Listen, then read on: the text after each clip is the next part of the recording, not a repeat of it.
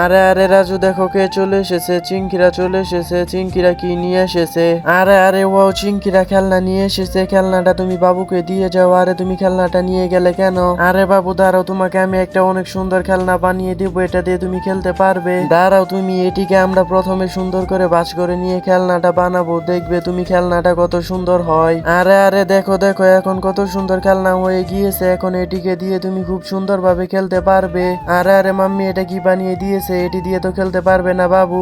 আরে রাজু দাঁড়াও, তাহলে আরেকটা খেলনা আমি সুন্দর করে বানিয়ে দিতেছি, যেটি দিয়ে বাবু খুব সহজেই খেলতে পারবে, কোনো সমস্যা হবে না। প্রথমে দেখো, এই কাপড়টিকে আমরা সুন্দর করে ভাঁজ করে নেব। তারপরে এটার ভিতরে গিয়ে চারপাশ থেকে কাপড়টিকে ঢেকে দেব।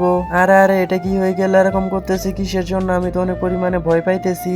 আরে আরে, এটা কি খেলনা বানিয়েছে? আমি তো কিছুই বুঝতে পারতেছি না। আরে রাজু, তুমি তো অনেক পরিমাণে ভয় পেয়ে গিয়েছো। এবার তোমার খেলনাটা বাবুকে দিয়ে দাও।